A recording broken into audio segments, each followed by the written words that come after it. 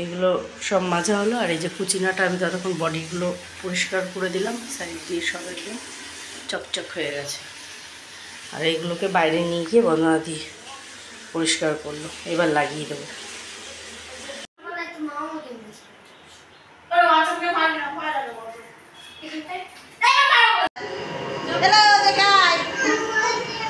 ও তো দেখে আছে, ও তো ভেতরেই ছিল। জোনাই ঘরে চলে।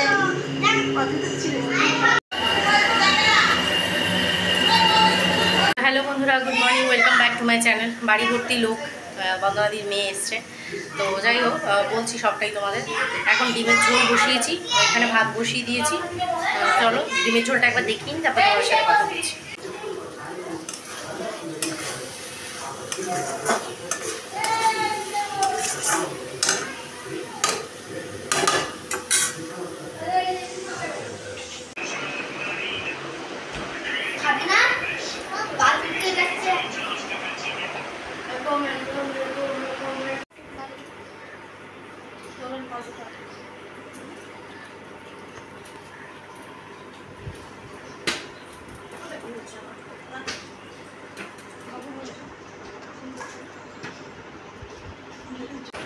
তো জাস্ট এখন ঘরে আসলাম খাওয়া দাওয়া করে। প্রচণ্ড পরিমাণে গরম। সানি এখানে ম্যামের কিছু কাজকর্ম আছে, সেগুলো বসে বসে করছে। আর চিনুকে নিয়ে এখানে বসে আছি আমি। ওদের 5টা থেকে প্র্যাকটিস, কারণ প্রচণ্ড গরম বলে প্র্যাকটিসটা ওদের 5টা থেকে করে দিয়েছে। জোনাই আজকে উপোস দিল, জোনাই আজকে ভাত খেলো না। এই দেখো দেখো, গরমের জন্য কেন তাহলে ভাত খেলো না। ওর এমন হয়েছে, ও গরমের চোটে ও ভাত টাত কিছু খেলো না। তো যাই হোক, কাজকর্ম তো আর থামে না গরমের জন্য। বন্ধনাদি ওখানে রান্নাঘরে সমস্ত পরিষ্কার করলো, আর ওরা ওই ঘরে শুয়ে আছে, দুটো বাচ্চাকে ঘুম পাড়াচ্ছে। এতক্ষণ সব এই ঘরেই ছিল, একটু আগে সবই খাওয়া দাওয়া করে সব এ করলো। এই হলো ব্যাপার। আর সানির যেহেতু শরীরটা পুরোপুরি এখনও ঠিক হয়নি বলে ও এই অবস্থাতে বাইরে পাখার তলায় বসেও দরদর করে ঘেমে যাচ্ছে, এমন অবস্থা। তারপরে ও তো অপেক্ষা করে না, শরীরটা একটু স্টেবল হওয়া অবধি অপেক্ষা করে না। একদিন সুস্থ হয়েছে, খেলতে বেরিয়ে গেছে। হ্যাঁ, মানুষ একটা দিন, 1.5 দিন, 2 দিন রেস্ট নেয়, ওইসবে ওর কোনো বালাই নেই। হ্যাঁ, ওর ওইসব, ওর তোমরা কখনো শুনতে পাবে না যে মা একটা কথা বললো ও শুনবে, কখনো শোনে না। ঠিক আছে, মানে এই ক্ষেত্রে একদমই শোনে না। ও ঠিক মাঠে যাবে, আর মাঠে বুঝতেই পারছো এইরকম চড়া রোদে পাক খাওয়ায়, দৌড় করায়, অবশ্যই করবে, বাট তার জন্য শরীরটাকে তো আমাকে ফিট রাখতে হবে। তো যাই হোক, এই হলো ব্যাপার। এখন বিকালে তো ম্যাম আসবে আবার, তো খেতে চলে গেলে তখন তো আর হবে না। তো যতটুকু কাজ আছে এগিয়ে দিয়ে যাচ্ছে। চলো পরে আবার এসে কথা বলবো তোমাদের সাথে। Bye bye, tata.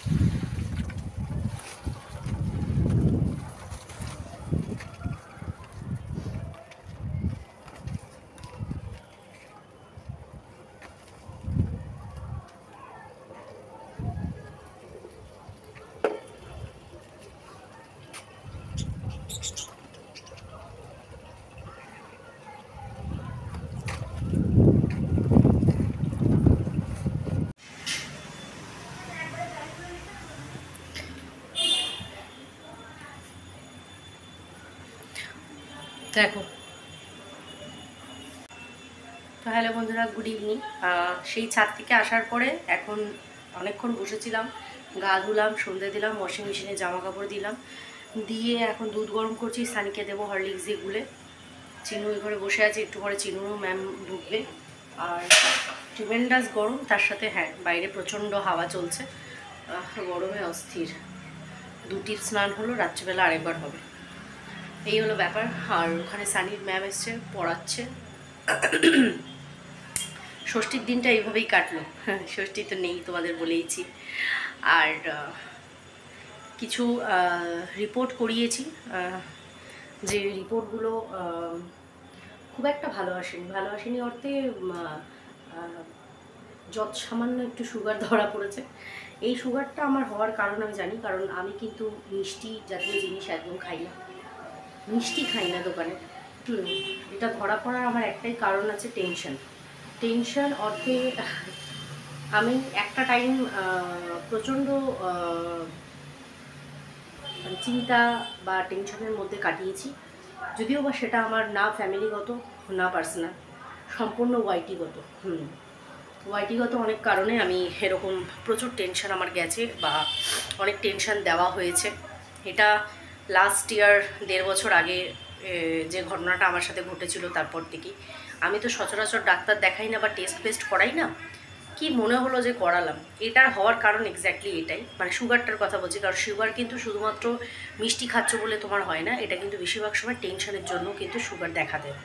তো যাই হোক, যত সামান্য ধরা পড়েছে সেটা তো একটা নিস্তার আছে। ইউরিক অ্যাসিডটা ধরা পড়েছে, থাইরয়েডটা ধরা পড়েছে। তো এই উইকটা ডাক্তারের কাছে যাচ্ছি না, কারণ স্যাটারডেতে সানির জন্মদিন।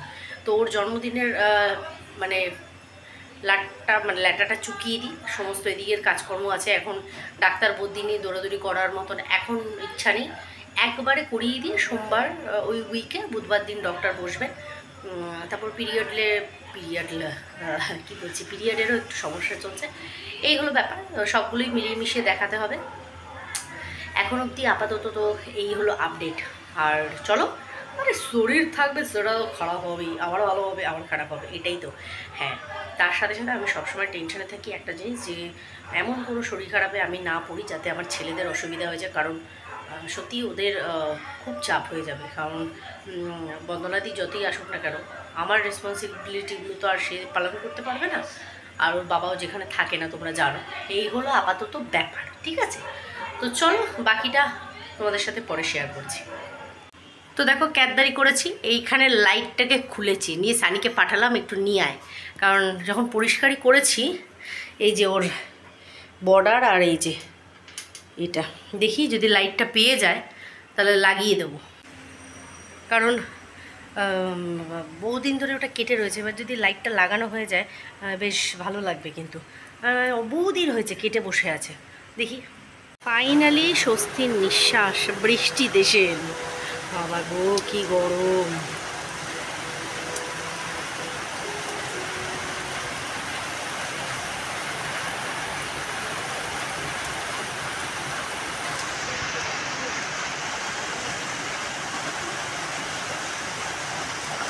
বৃষ্টি বৃষ্টি বৃষ্টি, এই কোন অপরূপ সৃষ্টি, কত মিষ্টি মিষ্টি মিষ্টি, আমার হারিয়ে গেছে বৃষ্টি।